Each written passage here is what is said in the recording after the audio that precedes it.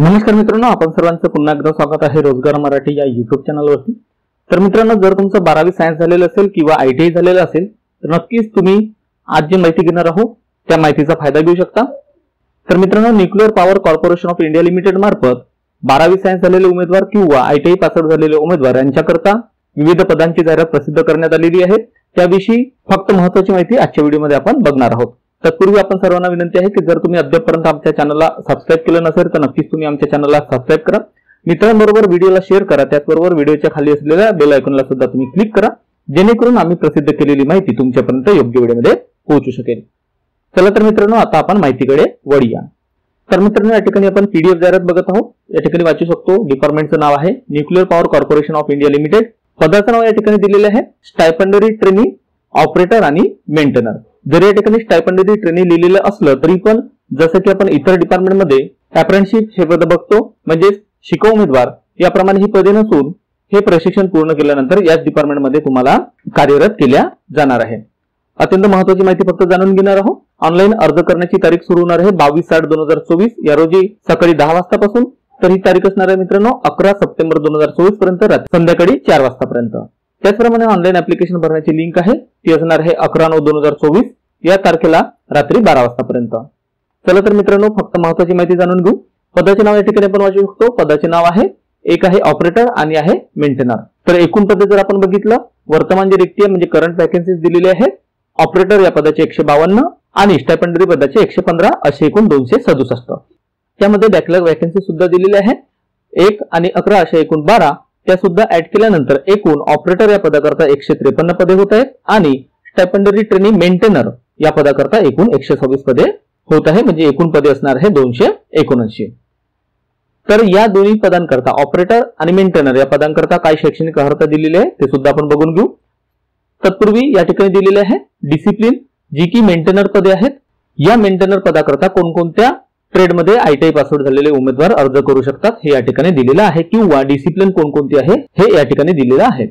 तर या ठिकाणी आपण वाचू शकतो, इलेक्ट्रिशियन याकरता 28 पदे, फिटर याकरता 54 पदे, इलेक्ट्रॉनिक्स याकरता 14 पदे, इन्स्ट्रुमेंटेशन याकरता 26 पदे, मशिनिस्ट किंवा टर्नर याकरता 2 पदे आणि वेल्डर याकरता 2 पदे असे एकूण 126 पदे या ठिकाणी दिलेली आहेत मेंटेनर या पदाकरता। पुढे आपण दोन्ही पदांकरता शैक्षणिक अर्हता नेमकी काय दिलेली आहे ते बघून घेऊ।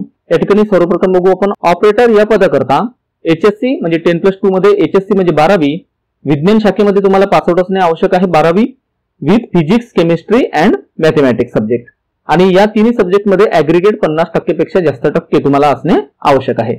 त्याचप्रमाणे मेंटेनर जी पदे आहे या पदाकरता SSC म्हणजे 10वी पासआउट आणि त्या 10वी मध्ये तुम्हाला 50% पेक्षा जास्त मार्क पाहिजे सायन्स आणि मॅथमॅटिक्स म्हणजे विज्ञान आणि गणित या दोन्ही विषयामध्ये सेपरेटली तुम्हाला 50% पेक्षा जास्त गुण असणे आवश्यक आहे। आणि त्याचप्रमाणे 2 वर्षाचा ITI सर्टिफिकेट तुमच्याकडे असणे आवश्यक आहे, म्हणजे 2 वर्षाचा ITI कोर्स पासआउट असणे तुम्ही आवश्यक आहे। जर तुमच्याकडे 2 वर्षाचा ITI चा कोर्स नसेल, तुम्ही 1 वर्षाचाच कोर्स केला असेल तर तुमच्याकडे तो ITI चा कोर्स झाल्यानंतर 1 वर्षाचा अनुभव असणे आवश्यक आहे, तर तुम्ही या ठिकाणी अर्ज सादर करू शकता। आणि त्याचप्रमाणे तुम्हाला 10वी जी परीक्षा दिलेली आहे त्या परीक्षेमध्ये इंग्रजी हा सब्जेक्ट असणे आवश्यक आहे। त्याचप्रमाणे काही महत्त्वाच्या गोष्टी या ठिकाणी दिलेल्या आहेत। या ठिकाणी आपण एक शारीरिक क्षमता दिलेली आहे ते बघून घेऊ। हाईट आणि वेट या 2 गोष्टी दिलेल्या आहेत। न्यूनतम उंची म्हणजे कमीत कमी 160 सेंटीमीटर तुमची उंची पाहिजे आणि जे वजन आहे ते 45.5 किलोग्राम असणे आवश्यक आहे।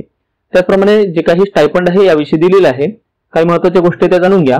स्टायपंड पहिल्या वर्षी 20,000 प्रतिमाह देण्यात येणार आहे आणि दुसऱ्या वर्षी 22,000 रुपये प्रतिमाह देण्यात येणार आहे। त्याचबरोबर तुम्हाला बुक भत्ता म्हणजे बुक अलाउन्सेस हे 3,000 रुपये देण्यात येणार आहे। खाली या ठिकाणी आपण वाचू शकतो की प्रशिक्षण की सफलतापूर्वक समाप्ति के उपरांत म्हणजे प्रशिक्षण पूर्ण झाल्यानंतर संबंधित प्रशिक्षणार्थियों को संशोधित वेतन संरचना म्हणजे वेतन मॅट्रिक्स नुसार CCS-RP नियम 2016 च्या अंतर्गत रुपये 21,700 मध्ये लेवल 3 यामध्ये ग्रुप C टेक्निशियन या ठिकाणी आपण म्हणू शकतो, या ठिकाणी दिलेला आहे टेक्निशियन म्हणजे टेक्निशियन ग्रुप C लेवल 3 मध्ये तुम्हाला या पदावरती नियुक्ती पर विचार किया जाएगा, म्हणजे तुम्हाला याच पदावरती तुम्हाला नियुक्त केले जाणार आहे, पण तुम्हाला त्यावेळेस पे मॅट्रिक्स नुसार पगार दिले जाईल। पे मॅट्रिक्स कशा पद्धतीने असणार आहे ते सुद्धा बघून घेऊ। पदाचं नाव टेक्निशियन आहे, टेक्निशियन B, यामध्ये लेवल 3 दिलेला आहे वेतन मॅट्रिक्स आणि त्यामध्ये तुम्हाला पे मॅट्रिक्स असणार आहे 21,700 आणि 50% महागाई भत्ता म्हणजे असे एकूण डी असणार आहे 10,850 आणि एकूण तुम्हाला वेतन आणि महागाई भत्ता मिळून म्हणजे पे मॅट्रिक्स म्हणजे पे प्लस डीए मिळून 32,550 रुपये प्रतिमाह मिळेल। त्याचप्रमाणे तुम्हाला इतर सुद्धा भत्ते मिळणार आहे। त्यामध्ये भत्ते दिलेले आहे परिवहन भत्ता म्हणजे ट्रान्सपोर्ट अलाउन्सेस, सुट्टी यात्रा भत्ता, आवास क्रिया भत्ता म्हणजे एचआरए वगैरे या सर्व गोष्टी तुम्हाला मिळेल। एकंदरीत तुमचा हा जो पगार आहे तो बऱ्याच प्रमाणामध्ये वाढेल। त्याचप्रमाणे महत्त्वाचा मुद्दा आहे वयोमर्यादा, ते सुद्धा बघून घेऊ। दिनांक 11/9/2024 रोजी तुमची वयोमर्यादा किती पाहिजे, तर दोन्ही पदांकरता कमीत कमी वयोमर्यादा 18 वर्षे आणि जास्तीत जास्त तुमचं वय असावं 24 वर्षे। त्यानंतर या ठिकाणी वेगवेगळ्या कॅटेगरीज नुसार वयोमर्यादामध्ये सूट दिलेली आहे, त्याविषयी माहिती आहे। अनुसूचित जाती, अनुसूचित जमाती म्हणजे एससी आणि एसटी उमेदवारांना 5 वर्ष शिथिलता म्हणजे 24 + 5 म्हणजे 29 वर्षे।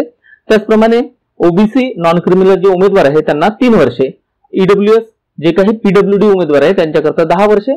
अशा पद्धतीने विविध कॅटेगरी करता विविध पद्धतीची वयोमर्यादेमध्ये सूट असणार आहे।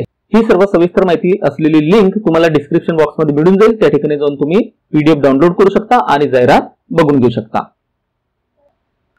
तर या ठिकाणी सिलेक्शन प्रोसेस कसं असेल ते सुद्धा बघून घेऊ। या ठिकाणी ऑपरेटर आणि मेंटेनर याकरता दिलेलं आहे। ऑपरेटर करता दिलेलं आहे लिखित परीक्षा स्टेज 1 आणि स्टेज 2 म्हणजे प्रायमरी आणि ऍडव्हान्स दोन्ही टेस्ट होणार आहेत।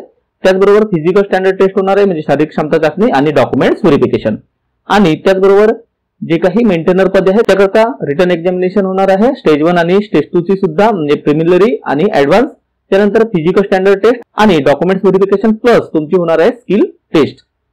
आणि जी काही रिटन एक्झामिनेशन होणार आहे ती ओएमआर बेस्ड किंवा कम्प्युटर बेस्ड टेस्ट असणार आहे, म्हणजे जशी आता आपण परीक्षा देतो वेगवेगळ्या डिपार्टमेंटच्या त्या पद्धतीने परीक्षा होणार आहे। बऱ्याचशा गोष्टी या पीडीएफ मध्ये दिलेल्या आहेत, सर्व गोष्टी या ठिकाणी आपण बघितल्या तर बराच वेळ होऊन जाईल, त्यामुळे पीडीएफ ची लिंक तुम्हाला डिस्क्रिप्शन बॉक्स मध्ये उपलब्ध करून दिली जात आहे, त्या ठिकाणी जाऊन तुम्ही पीडीएफ वाचून घेऊ शकता।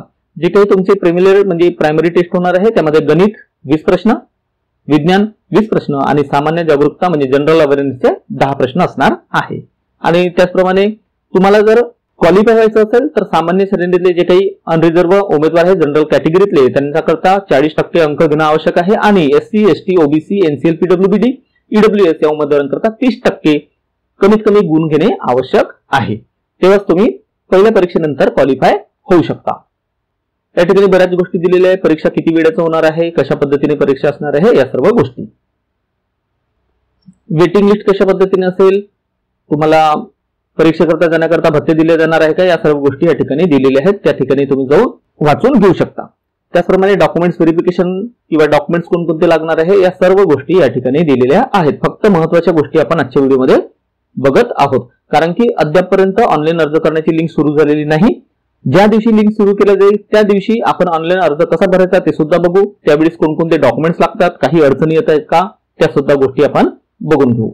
महत्त्वाचा प्रश्न असतो फीचा, बऱ्याचशा डिपार्टमेंटमध्ये बरीचशी फी महाराष्ट्रामध्ये तरी आपल्याला बघायला मिळते, 700, 800, 900, 1000 रुपये सुद्धा फी आहे, पण या ठिकाणी आवेदन शुल्क म्हणजे ऍप्लिकेशन फी दिलेली आहे फक्त 100 रुपये आणि त्यातही एससी, एसटी, पीडब्ल्यूडी, एक सर्व्हिसमॅन, त्याचबरोबर फिमेल कॅन्डिडेट्स आणि जे काही एनपीसीआयचे एम्प्लॉई असतील त्यांच्याकरता फी ही माफ करण्यात आलेली आहे, म्हणजे 100 रुपयामध्ये तुम्ही ऑनलाईन अर्ज करू शकता। आणि जर तुम्ही वेगवेगळ्या कॅटेगरी मधून असाल तर नक्कीच तुम्हाला फी या ठिकाणी माफ करण्यात आलेली आहे। परत एकदा या ठिकाणी दिलेलं आहे की कालावधी कसा असणार आहे, ऑनलाईन अर्ज करण्याचा दिनांक सुरू होत आहे 22/8/2024 ला आणि संपत आहे 11/9/2024 ला। ऑनलाईन जी फी आहे तुम्ही भरू शकता 11/9/2024 ला रात्री 12 वाजतापर्यंत आणि ऑनलाईन अर्ज करू शकता 11/9/2024 ला दुपारी 4 वाजतापर्यंत। तर मित्रांनो अशा पद्धतीने ही जाहिरात आहे जी प्रसिद्ध करण्यात आलेली आहे nuclear power corporation of India limited मार्फत। नक्कीच तुमचं 12वी सायन्स झालेले असेल किंवा वेगवेगळ्या ट्रेडमध्ये आयटीआय झाले असेल तर तुम्ही या पदांकरता अर्ज सादर करू शकता। अशा पद्धतीच्या वेगवेगळ्या माहिती करता तुम्ही नक्कीच आमच्या चॅनलला सबस्क्राईब करा। वेगवेगळ्या डिपार्टमेंटच्या भत्त्यांविषयी माहिती आम्ही ठिकाणी तुम्हाला देत असतो। त्याचप्रमाणे रोजगार मराठी ही वेबसाईट आहे, यावरती जाऊन सुद्धा तुम्ही तुमच्या शिक्षणानुसार, तुमच्या जिल्ह्यानुसार, तुमच्या विभागानुसार सुद्धा जाहिराती बघू शकता। जर तुम्ही वेबसाईटला भेट दिली तर या ठिकाणी शिक्षण आहे या बटनला तुम्ही क्लिक केलं, मोबाईलवरती इंटरफेस थोडा वेगळा आहे। रोजगार मराठी या लोगोच्या खाली 3 डॉट्स आहे किंवा 3 लाईन्स आहे, त्यावरती क्लिक केल्यानंतर तुम्हाला हे सर्व मेनूज दिसतील। या ठिकाणी आल्यानंतर तुम्ही 10वी, 12वी, आयटीआय, ग्रॅज्युएट, पोस्ट ग्रॅज्युएट, त्यानंतर इंजिनिअरिंग, डिप्लोमा, डिग्री आणि सर्व इंजिनिअरिंगचे जॉब, तसेच ग्रॅज्युएट्स मध्ये जर तुम्ही बघितलं BA, BCom, BSc, post graduation मध्ये सुद्धा एमए, एमकॉम, एमएससी अशा वेगवेगळ्या तुमच्या शिक्षणानुसार तुम्ही जाहिराती बघू शकता। तर नक्कीच तुम्ही या वेबसाईटला सुद्धा भेट द्या। त्याचप्रमाणे वेगवेगळे आपले व्हॉट्सअपचे ग्रुप्स आहेत ज्यावरती भरत्यांविषयी माहिती दिली जाते, त्यांना सुद्धा तुम्ही जॉईन होऊ शकता। तर मित्रांनो, आजच्या व्हिडिओमध्ये पुरताच एवढंच। लवकरच भेटूया नवीन व्हिडिओमध्ये नवीन माहिती सोबत। धन्यवाद।